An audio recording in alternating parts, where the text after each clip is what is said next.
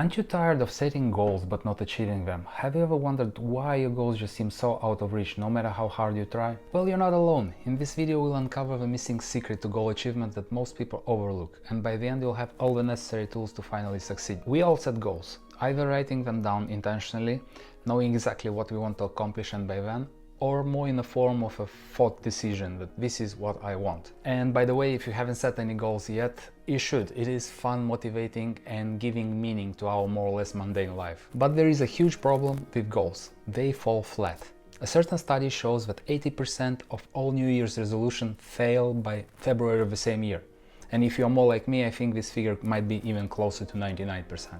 Having one failure after another, I was blaming myself for it, that I'm lazy, difficult to motivate and even worthless, which is an awful way to think about yourself.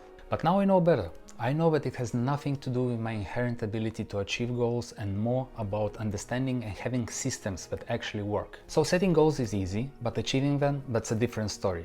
You set a goal, you feel pumped, you start working on it, and then you give up. Why? What is missing? How come it's so easy to set a goal and so difficult to achieve it? Well, because we failed to do something very important. But let's first see the difference between a goal and the process of achieving it. How are they fundamentally different? A goal is an outcome-oriented thing. It's a result that we want to achieve sometime in the future, and it has a clear endpoint. If achieved, it brings a sense of accomplishment, but if failed, it leads to disappointment. What about the process of achieving a goal? Well, it is a process-oriented thing, which is focused on the present. It doesn't have an endpoint, and it doesn't really care about the result. I'll explain. Let's take the example of writing a 300-page book. What would the classical outcome-oriented goal sound like? I want to write a 300-page book by the end of the year. Great! A good goal focused on the result, and success means the completion of the book. If I finish the book, I will be successful. But what's the problem with this? You'll never make it. Our brains are just so not wired to remember and imagine a future reward. It just doesn't get it. Why it should be writing a book right now when it's so much easier and fun to play a computer game. And good luck in trying to convince it otherwise. It seeks pleasure all the time, it wants constant rewards. With a classic outcome-oriented goal, where success will happen sometime in the future, there is no way that I will struggle through writing hundreds of pages of text, so maybe one day I'll get my book finished. You might be pumped the first few days or even weeks, thanks to a dopamine rush of imagining yourself to be a best-selling author, but when it wears off and you remain just with the struggling part. Because every single day of writing reminds you that you're not there yet. You need 300 pages and you're still on page 4, if at all. If it doesn't bring immediate satisfaction, it is extremely difficult to deal with such daily disappointment. Actually, it is much easier to give up than to continue to feel this constant pressure. Sad, I know. But what if we do something additionally? After setting our outcome-oriented goal, we put it on the shelf and let it be. And just call it an intention, but it would be nice to write a 300-page book. And then we'll move on to set a different goal, a less grandiose one, and which will be process-oriented. Let's say I will write for 10 minutes every day for the next month. Well, that one sounds stupid, like how will it help me write my book? Like in what, 20 years? Let's first dissect it. It is process-oriented, which means that you can be present while working on your goal, because what you want to achieve is already happening. You are writing. It doesn't have an endpoint. Well, it kind of does, because you set a limit of 10 minutes, but you don't really care about the result, because you're here just to practice writing for 10 minutes. How is it different from the outcome-based goal? Well, this one you can achieve very easy, which is very satisfying, and which also means that you can do it for a prolonged period of time. There is no high pressure, so it looks more like a success story to me. Yeah, but what about the book? You're not writing the book. Hold your horses. For every big goal worth pursuing, you need to change. You need to become somebody else, somebody who can do what is necessary for achieving the goal. For example, to write a book, you have to become a writer. To get in the best shape ever, you have to become an athlete. You need a new identity for every big goal. You have to believe that you are someone who can achieve a goal. And there is no way for you to believe that you are a writer if you haven't written for a prolonged period of time.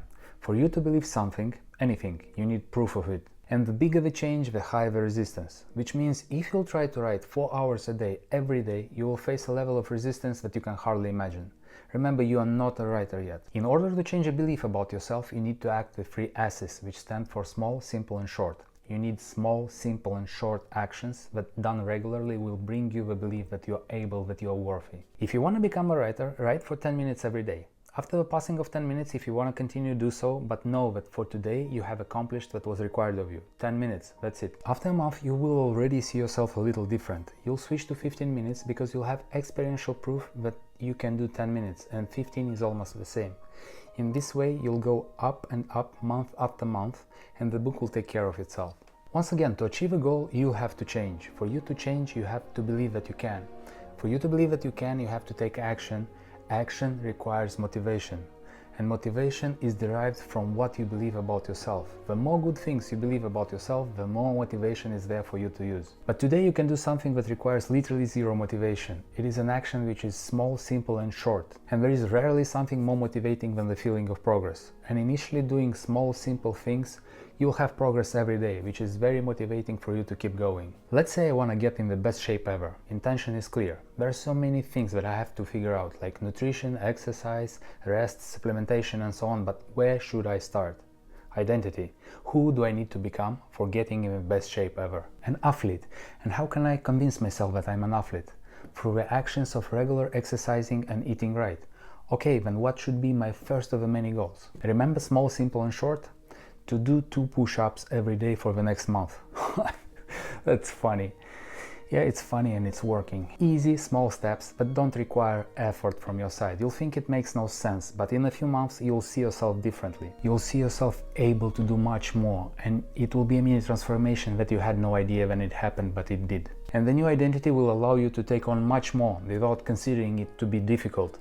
Because you are becoming the type of person who can write, who can exercise, who can do hard things. Remember, any desired outcome cannot be a goal. It's an intention, a wish. Only action can be a goal. So the goal is to practice, to commit to a process. By focusing on the goal to practice and not on the intention, you can reduce the pressure that a big intention puts on you. It is sustainable because you can make it simple, small and short. It brings flexibility because you can adapt if circumstances change. And because you can take immediate action, it gives you a sense of control. It is not something of the future, it is happening now. So to sum up, you need to figure out what you want first. What is the outcome-based goal, your intention?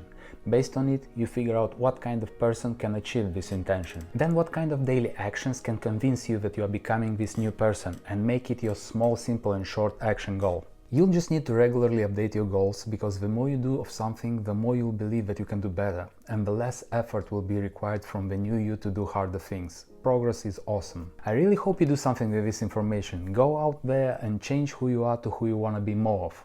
Good luck!